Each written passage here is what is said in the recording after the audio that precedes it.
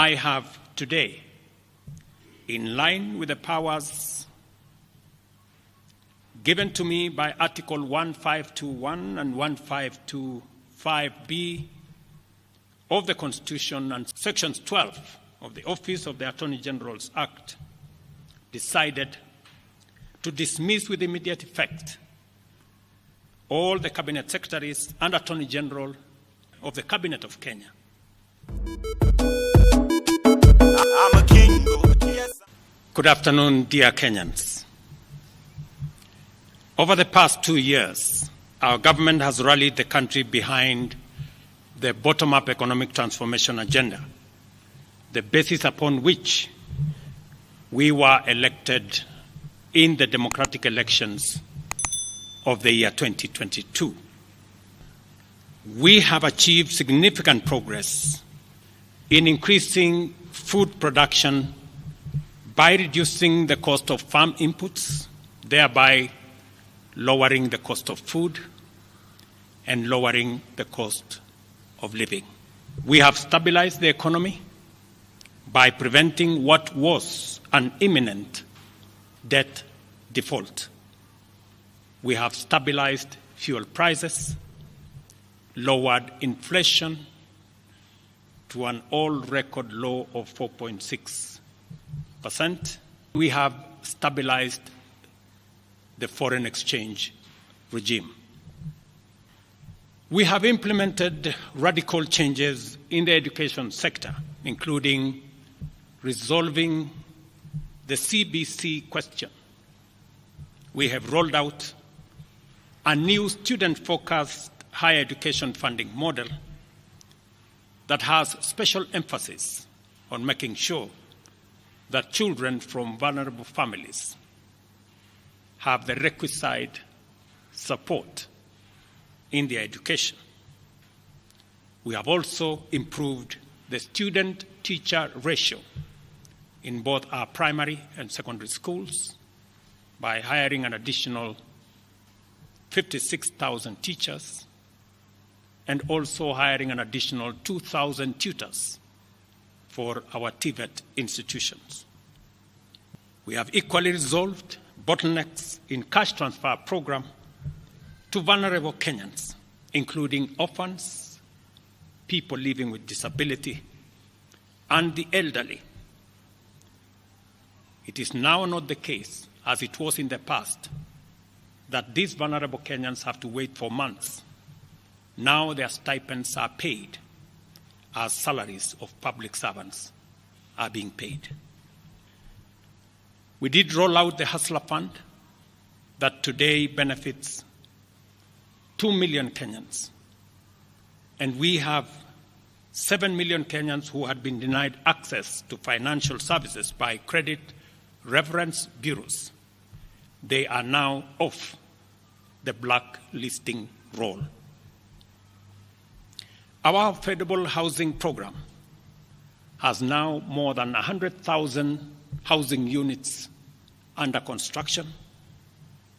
The first cohort I will be launching in a couple of months to new homeowners. And we have 160,000 young people across Kenya that are employed under this program. Our universal health coverage plan has already onboarded 107 community health promoters, and the process of registration for our social health insurance fund is ongoing, on its way to launch on the new date of 1st of October 2024 that will make it possible for every Kenyan to have a health insurance, and for those suffering from critical illnesses to have access to the critical illness fund, making it possible for every Kenyan to have access to treatment without the burden of having to fund it. On the measures I announced last week, barring state and public officers from engaging in harambes, I want to inform the country that the Public Fundraising Appeals Bill is now ready for publication tomorrow. Even with the progress we have made, I am acutely aware that the people of Kenya have very high expectations of me. And they believe that this administration can undertake the most extensive transformation in our nation's history.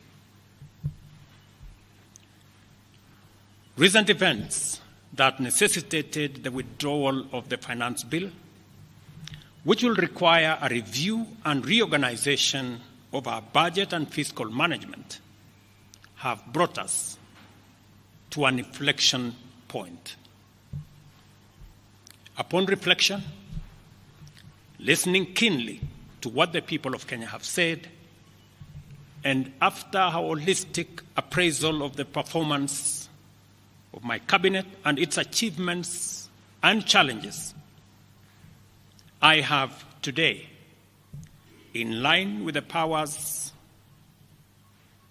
given to me by Article 1521 and 1525B of the Constitution and Sections 12 of the Office of the Attorney General's Act, decided to dismiss with immediate effect all the Cabinet Secretaries and Attorney General of the Cabinet of Kenya, except the Prime Cabinet Secretary and Cabinet Secretary for Foreign Affairs and Diaspora Affairs. And of course, the Office of the Deputy President is not affected in any way. I will immediately engage in extensive consultations across different sectors and political formations and other Kenyans, both in public and private, with the aim of setting up a broad-based government that will assist me in accelerating and expediting the necessary, urgent, and irreversible implementation of the program that we have, including other radical measures and programs to deal with the burden of debt, to explore raising domestic resources and revenues, expanding job opportunities, eliminating wastage and unnecessary duplication of a multiplicity of government agencies, and slaying the dragon of corruption, consequently making the government of Kenya lean, inexpensive, effective, and efficient. During this process, the operations of government will continue uninterrupted under the guidance of principal secretaries and other relevant officials. I will be announcing additional measures and steps in due course. Thank you very much, and God bless our great country, Kenya. Asanteni sana.